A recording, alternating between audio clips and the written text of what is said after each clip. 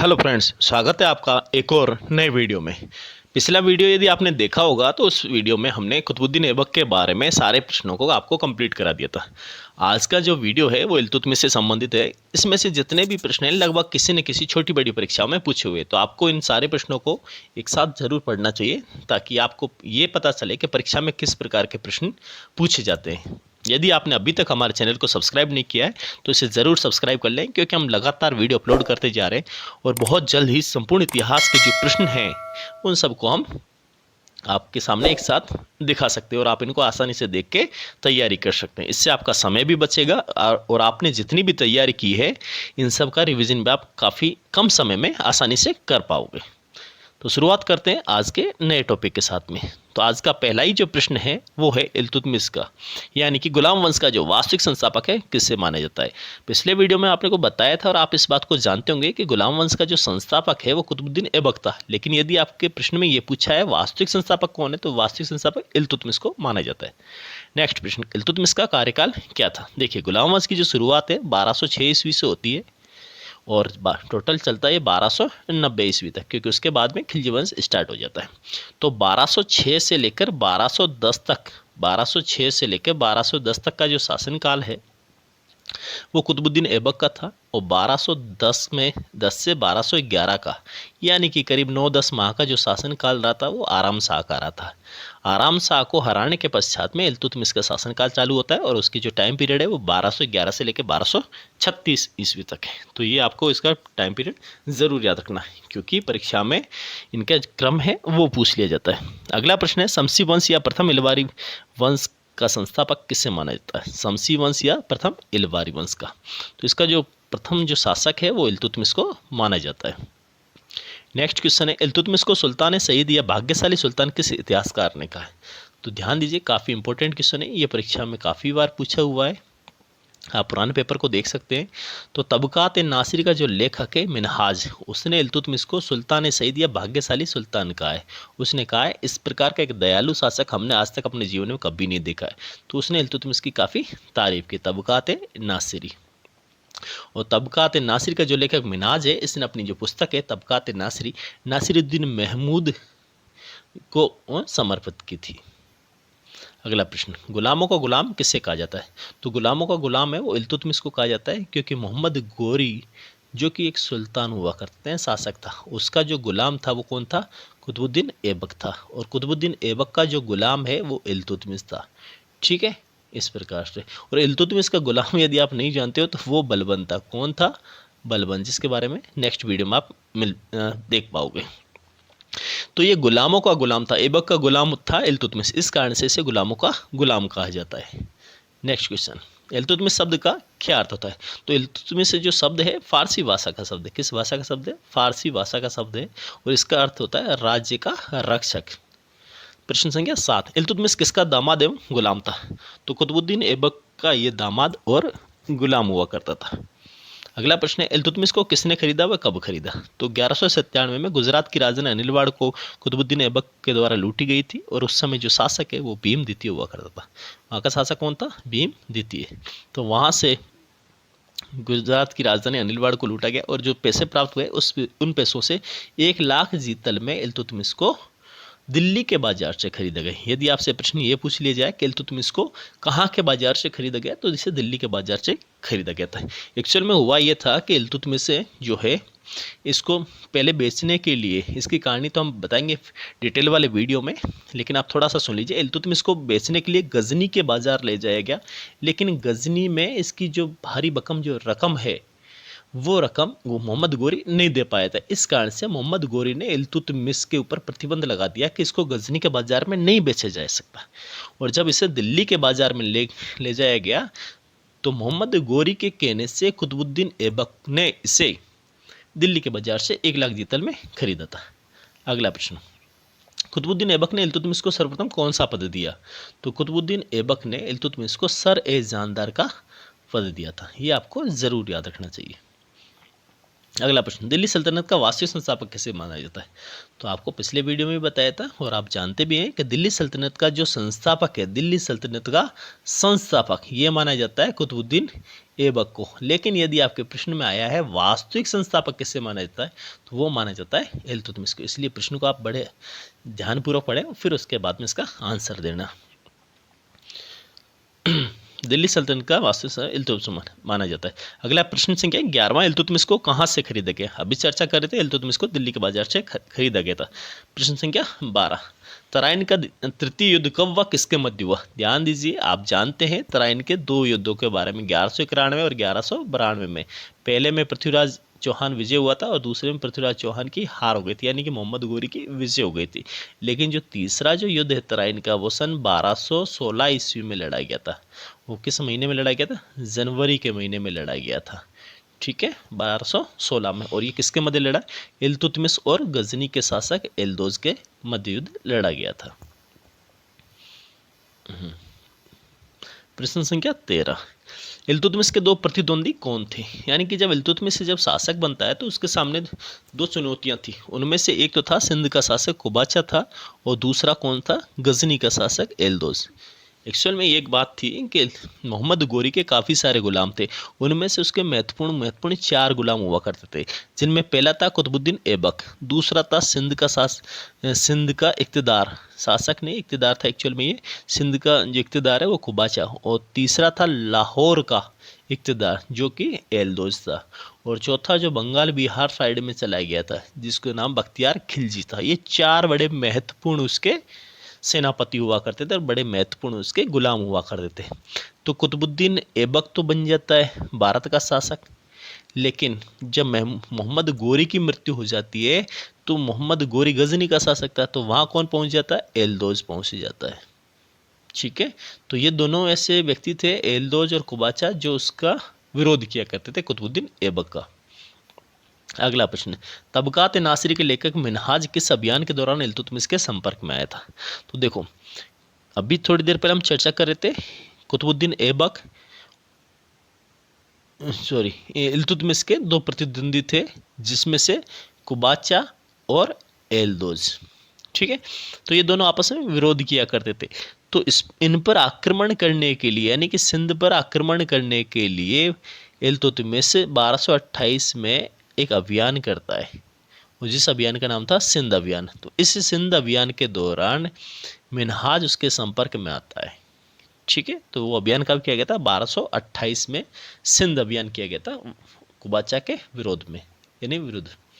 अगला प्रश्न, तुर्कान चहलगानी चालीसा के दल की जो स्थापना है वो किसने की? तो चालीसा के बारे में आप जानते हैं, सल्तनत काल में चालीसा काफ़ी महत्वपूर्ण एक दल हुआ करता, जिसका जो निर्माण है वो किसके द्वारा किया गया था? चालीसा का निर्माण इल्तुतमिश के द्वारा किया गया था, और बलबन के द्वारा इस चालीसा का दमन कर दिया गया था। ठीक है, नेक्स्ट क्वेश्चन है, चहलगानी या चालीसा के समूह की उपाधि किस इतिहासकार ने दी थी?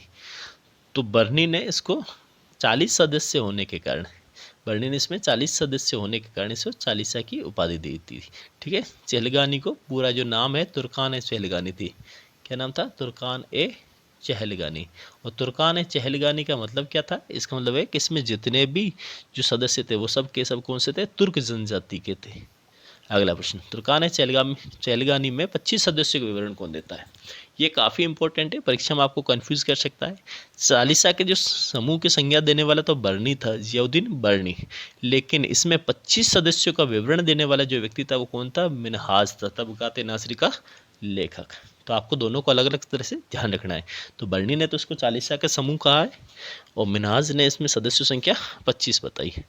अगला प्रश्न है 18वां, चालीसा के सदस्यों को मजबूत बनाने के लिए इल्तुतमिश से कौन सी उपाधि दी? तो चालीसा के सदस्यों को मजबूत बनाने के लिए इल्तुतमिश ने खान की उपाधि दी थी। अगला प्रश्न है, चंगेज़ खां के आक्रमण के दौरान दिल्ली में किसका शासन था? देखिए, चंगेज़ खां ने भारत पर आक्रमण नहीं किया था, वो ख्वारिज़्म शाह के जो पुत्र था जलालुद्दीन मंगबर ने उसका पीछा करते करते सिंध नदी तक आ गया था, यानी सिंधु नदी तक आ गया था। उस समय भारत में जो शासन था वो किसका चल रहा था? इल्तुतमिश का शासन चल रहा था। यदि आपसे वर्ष पूछा जाए तो 1221 वर्ष की ये घटना है। अगला प्रश्न है, चंगेज खां किस वर्ष भारत की सीमा तक आ पहुंचा था, यानी सिंधु नदी तक पहुंचा था? तो सन 1221 तक। इल्तुतमिश के किस पुत्र की मृत्यु बंगाल अभियान के दौरान हो गई थी? तो इल्तुतमिश का जो पुत्र था नासिरुद्दीन महमूद, उसकी मृत्यु सन 1229 में मंगोलों से लड़ते हुए हो गई थी। तो काफ़ी महत्वपूर्ण प्रश्न है। और इसी की याद में एक मकबरा बनवाया जाता है इल्तुतमिश के द्वारा, और तुर्कों के द्वारा बनवाया गया वो पहला मकबरा कहलाता है, जिसे सुल्तानगढ़ी का मकबरा कहा जाता है। उसकी स्थापना दिल्ली के पास कराई थी। अगला प्रश्न, इल्तुतमिश ने रणथंभौर कब जीता था? इल्तुतमिश ने सन 1226 ईस्वी में रणथंभौर पर आक्रमण किया और यहाँ के इस क्षेत्र को जीत लिया था। अगला प्रश्न, इल्तुतमिश के ग्वालियर अभियान के दौरान वहाँ का समकालीन शासक कौन था? तो इल्तुतमिश ने सन 1231 ईस्वी में ग्वालियर पर अभियान किया था, यानी आक्रमण किया था, और वहाँ पर जो उस समय जो शासक था वो मंगलदेव हुआ करते थे। तो आपको इनको ज़रूर याद रखना है, क्योंकि परीक्षा में प्रश्न किस प्रकार से पूछ लेता है। परीक्षा में कहा जाता है कि इल्तुतमिश के द्वारा या फिर किसी भी शासक का नाम दे दिया जाता है, उसके युद्धों का क्रम और उसके विजय का क्रम पूछ लिया जाता है। तो पहले रणथंभौर जीता गया 1226 ईस्वी में, और उसके बाद में जो अभियान है 1231 में ग्वालियर पर किया गया था। अगला 24वां प्रश्न, गुलाम वंश का वह कौन सा शासक था? ये बड़ा इंपॉर्टेंट प्रश्न, ध्यान देना। गुलाम वंश का वह कौन सा शासक था जिसने उज्जैन यानी मालवा पर आक्रमण कर उज्जैन के महाकाल मंदिर को ध्वस्त किया है? ठीक है, और वहाँ के प्रसिद्ध शासक विक्रमादित्य की मूर्ति को दिल्ली लेकर आया है। वेरी वेरी इंपॉर्टेंट क्वेश्चन है, इसकी नॉलेज आपको होनी चाहिए। तो जो उज्जैन मालवा के जो शासक थे विक्रमादित्य, उनकी मृत्यु के काफ़ी समय बाद उनकी जो मूर्ति लगी होती थी, उस मूर्ति को लेकर कहाँ कौन आ गया? इल्तुतमिश लेके आ गया था दिल्ली। ये आपको ध्यान रखना है। 25वां प्रश्न, इल्तुतमिश का अंतिम अभियान कौन था? तो देखिए, इल्तुतमिश का जो शासनकाल है, अभी हम चर्चा कर रहे थे, 1211 ईस्वी में शुरू होता है और 1236 ईस्वी में उसका शासन समाप्त हो जाता है, यानी कि 1236 में उसकी मृत्यु हो जाती है। तो उसने जो अपना अंतिम अभियान किया था वो बामियान पर किया था। उत्तर पश्चिमी सीमा प्रांत पे एक क्षेत्र है उत्तर पश्चिमी सीमा में, जिसका नाम है बामियान, और यहाँ पर उसने अभियान कब किया? 1236 ईस्वी में। इल्तुतमिश की मृत्यु कब होती है? 1236 ईस्वी में। इसी अभियान से जब वापस आता है तो बीमार हो जाता है, उसके बाद उसकी मृत्यु हो जाती है।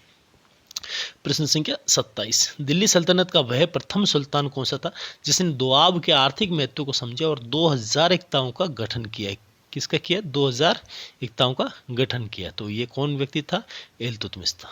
नेक्स्ट क्वेश्चन है 28वां, दिल्ली सल्तनत का वह प्रथम सुल्तान जिसने सुल्तान की केंद्रीय सेना यानी हस्म क्लब का निर्माण किया। ध्यान देना, प्रश्न काफ़ी बार परीक्षा में पूछा हुआ है, और प्रश्न इस तरह से पूछा है कि संबंध ज्ञात कीजिए या निम्न में से ये कार्य किस शासक के द्वारा किया गया था। तो एक तरफ तो ऑप्शन ए या क ऑप्शन रखा गया, दूसरी तरफ ख ऑप्शन रखा जाता है, और उसमें आपको इस तरह से मिलान करने होते हैं कि पहले का क्या है, दूसरे का क्या है, तीसरे का क्या है।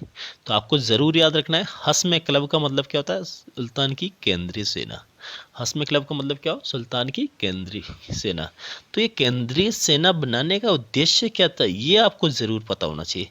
इसका आंसर तो पता चल गया आपको, इल्तुतमिश से, लेकिन ये केंद्रीय सेना होती क्या थी ये समझ लीजिए। देखिए, पहले जो भी सेना हुआ करती थी राजा की, उसमें ज़्यादातर जो सेना है उसका जो आधिपत्य है, यानी कि जो सेना है उसका जो संचालन है वो सूबेदारों के द्वारा किया जाता था, अमीरों के द्वारा किया जाता था।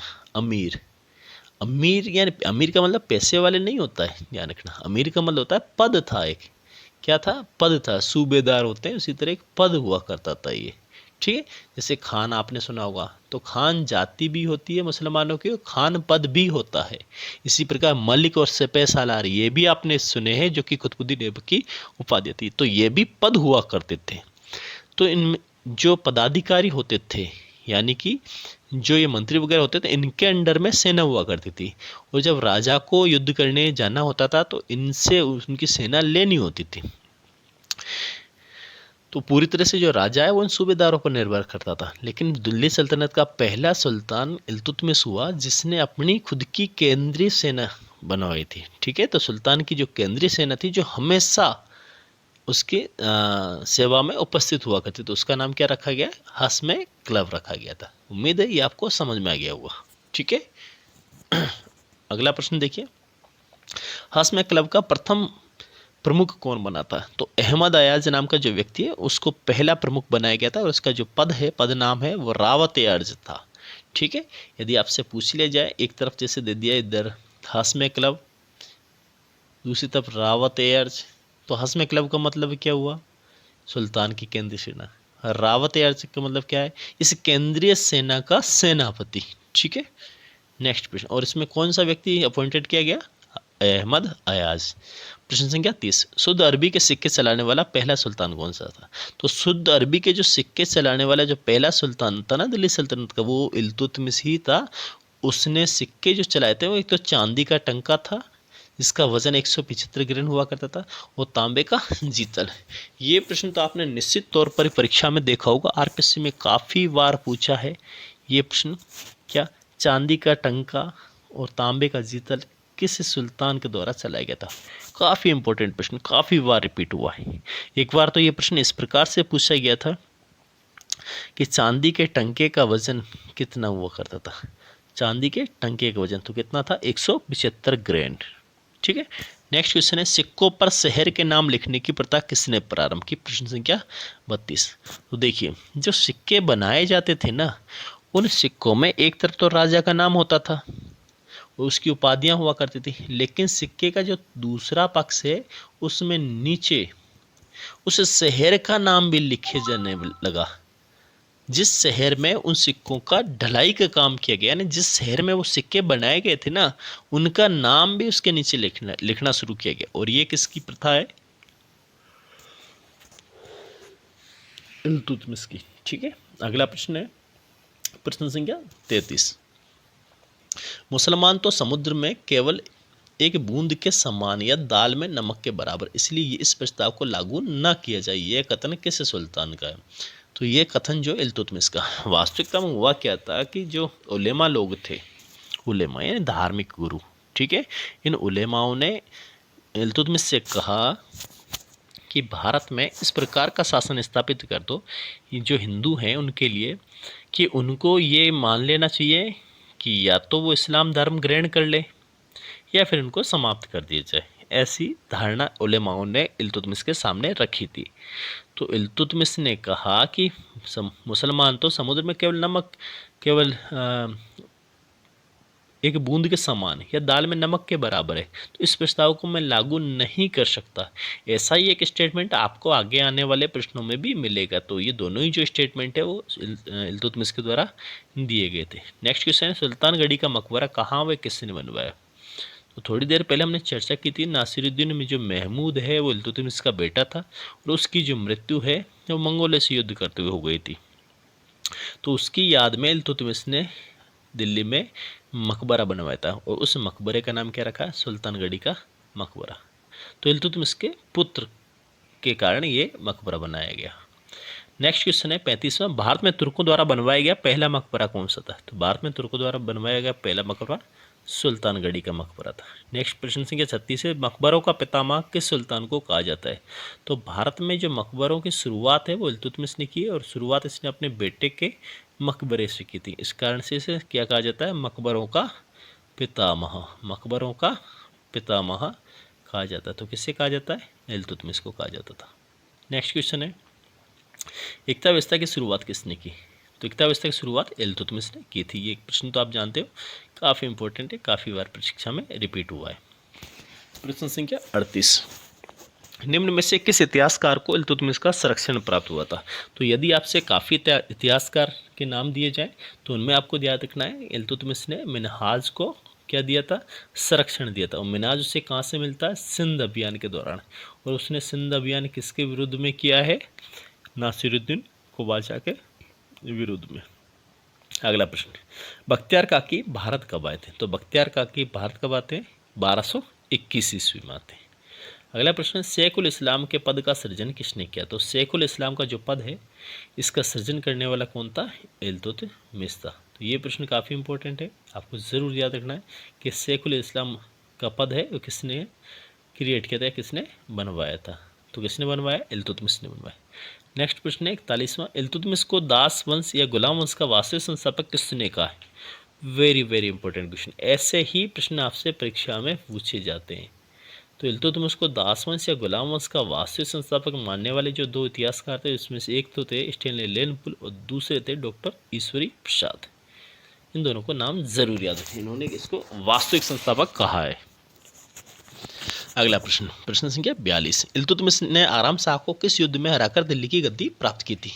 तो थोड़ी देर पहले हम चर्चा कर रहे थे इस वीडियो के स्टार्टिंग में 1206 से लेकर 1210 तक कुतुबुद्दीन ऐबक का शासनकाल था और 1210 से लेकर 1211 तक जो शासनकाल था वो किसका था? आराम शाह का था। लेकिन इस आराम शाह को युद्ध के मैदान में हरा दिया गया था। वो किसके द्वारा हराया गया था? इल्तुतमिश के द्वारा। और फिर 1211 से लेकर 1236 का जो शासनकाल है, जो टाइम पीरियड है, वो इल्तुतमिश का शासनकाल रहा है। तो इसे किस युद्ध में हराया गया था? युद्ध के मैदान में। अगला प्रश्न है, इल्तुतमिश ने अतारकिन का दरवाजा कहाँ बनवाया? वेरी वेरी इंपॉर्टेंट प्रश्न है, काफ़ी बार परीक्षा में पूछा हुआ है। इल्तुतमिश ने अतारकिन का दरवाजा कहाँ बनवाया है? नागौर में बनवाया है। आप इस वीडियो को यदि देखोगे तो इसमें से कोई भी प्रश्न ऐसा नहीं होगा जो आपको परीक्षा में देखने को मिलेगा। इसका मतलब ये है कि हमने सारे प्रश्नों को सेलेक्ट कर लिया जो जब अभी जितनी भी बार परीक्षा में आए। इसके लिए हमने 3-4 गाइड का इस्तेमाल किया है। तो हमारी इतनी मेहनत के लिए आपको वीडियो को ज़रूर लाइक करना है और चैनल को सब्सक्राइब करना है। अगला प्रश्न है, इल्तुतमिश ने हौज शमसी या जामा मस्जिद एवं शमसी ईदगाह का निर्माण करवाया, लेकिन इसको कहाँ करवाया? इनका निर्माण बदायूं में। कहाँ निर्माण कराया? बदायूं में। तो अतारकिन के दरवाजे का आपको आंसर दे दिया था, नागौर में इसने स्थापना कराई थी। अगला प्रश्न है 45वां, कुतुब मीनार की नींव किसने रखी है? तो कुतुब मीनार की जो नींव है वो कुतुबुद्दीन ऐबक ने रखी थी। और कुतुब मीनार का जो निर्माण कार्य है उसको पूरा कराने का जो श्रेय है वो किसे दिया जाता है? इल्तुतमिश को दिया जाता है। पिछले वीडियो में भी आपको डिटेल में समझाया था कि जो निर्माण कार्य है, इसकी जो नींव रखने का जो श्रेय है वो कुतुबुद्दीन ऐबक को दिया जाता है, लेकिन इसको कंप्लीट करने का जो कार्य है वो किसे दिया जाता है? इल्तुतमिश को दिया जाता है ना। क्योंकि कुतुबुद्दीन ऐबक ने तो सिर्फ इसमें कितनी मंजिल बनवाई थी? पहली, उसके बाद दूसरी, तीसरी और चौथी। इनका निर्माण किसने कराया? इल्तुतमिश ने करवाया था। ठीक है। और उस समय इसकी लंबाई ऊंचाई कितनी होगी? 225 फीट। अगला प्रश्न है, कुतुब मीनार का वास्तुकार और पर्यवेक्षक किससे माना जाता है? तो कुतुब मीनार का जो वास्तुकार है, पर्यवेक्षक है, वो किससे माना जाता है? फजल इब्न अबुल माली को माना जाता है।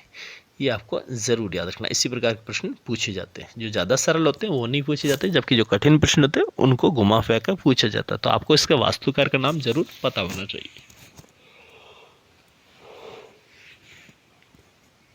अगला प्रश्न, भारत अरब नहीं है, भारत अरब नहीं है, इसे दारुल इस्लाम में परिवर्तित करना व्यवहारिक रूप से संभव नहीं है। ये कथन किसका है? काफ़ी इंपॉर्टेंट स्टेटमेंट है ये। भारत अरब नहीं है, इसे दारुल इस्लाम में परिवर्तित करना व्यवहारिक रूप से संभव नहीं है। ये कथन इल्तुतमिश ने दिया था। अभी थोड़ी देर पहले हम चर्चा कर रहे थे कि जो उलेमा वर्ग थे उन्होंने इल्तुतमिश से कहा कि भारत में रहने वाले जो हिंदुस्तानी है, भारतीय, इनके लिए एक आज्ञा निकालो कि या तो ये सभी इस्लाम धर्म ग्रहण कर लें या फिर यहाँ से छोड़ के चले जाएं। तो उस समय इल्तुतमिश ने उन उलेमाओं से कहा, मैं ऐसा नहीं कर सकता। क्यों नहीं कर सकता? क्योंकि भारत है, ये अरब नहीं है जो ये सब हमारी बात माने, क्योंकि ये सब मुसलमान नहीं है। तो इसे दारुल इस्लाम में परिवर्तित करना व्यवहारिक रूप से संभव नहीं हो पाएगा, क्योंकि मुसलमान तो कैसे हैं? दाल में नमक के समान और समुद्र में पानी की बूंद के समान। ये स्टेटमेंट पहले आ चुका है। अगला प्रश्न, इल्तुतमिश की मृत्यु के पश्चात किससे उसके उत्तराधिकारी बनाया गया? देखिए, इल्तुतमिश की जब मृत्यु हो जाती है तो उसके बड़े पुत्र रुकनुद्दीन फिरोज शाह को क्या बनाया जाता है? शासक बनाया जाता है। लेकिन रुकनुद्दीन फिरोज शाह शराबी व्यक्ति था। कैसा था? शराबी व्यक्ति था। और ये शराब पीकर हाथी पे चढ़ जाता और पैसे लुटाते रहता था। तो इस कारण इसका काफ़ी विरोध हुआ करता था। तो इसकी हत्या करने के पश्चात किसको शासक, इल्तुतमिश के तुरंत बाद तो रुकनुद्दीन फिरोज शाह को शासक बनाया गया था, लेकिन तुरंत इसकी हत्या कर दी गई थी। और फिर उसके बाद रजिया सुल्तान जो है वो शासिका बन जाती है, रजिया शासिका बनती है। अगला प्रश्न, भारत में मुस्लिम राज्य का संस्थापक किससे माना जाता है? तो भारत में जो मुस्लिम राज्य के संस्थापक है वो मोहम्मद गोरी को माना जाता है। किससे माना जाता है? मोहम्मद गोरी को माना जाता है। लेकिन वास्तविक संस्थापक है वो इल्तुतमिश को माना जाता है। और ये कहने वाला कौन है? आर.पी. त्रिपाठी। नेक्स्ट क्वेश्चन है, ऐसे स्टेटमेंट जो इतिहासकारों के नाम आते हैं काफ़ी इम्पोर्टेंट होते हैं, तो इनको आपको ज़रूर पढ़ना चाहिए और इनको आपको ज़रूर ध्यान में रखना चाहिए। यदि परीक्षा में प्रश्न आए तो आपका कोई भी प्रश्न गलत नहीं हो। तो ये प्रश्न काफ़ी इम्पोर्टेंट है। ये भारत में मुस्लिम राज्य का वास्तविक संस्थापक कौन है? ये काफ़ी इंपॉर्टेंट क्वेश्चन। तो कौन है? इल्तुतमिश से, लेकिन कहा किसने? आरपी त्रिपाठी महोदय ने। तो उम्मीद है आपको वीडियो काफ़ी पसंद आया होगा। यदि आपको वीडियो पसंद आया तो इसको लाइक ज़रूर करें और कमेंट करें और अपने दोस्तों के साथ शेयर करें। तो और आप इसे ज़रूर सब्सक्राइब कर लें ताकि इस प्रकार के जो प्रश्न है वो आपको आसानी से एक ही जगह पर मिल जाए। आपको ज़्यादा गाइड पढ़ने की आवश्यकता नहीं होगी, क्योंकि जो मेहनत आपको करनी चाहिए वो मेहनत हम आपके लिए करके ला रहे हैं ताकि आपका सिलेक्शन हो जाए। और इसी बात के लिए आपको चैनल को ज़रूर सब्सक्राइब कर लेना चाहिए। तो मिलते हैं नेक्स्ट वीडियो में, तब तक गुड नाइट।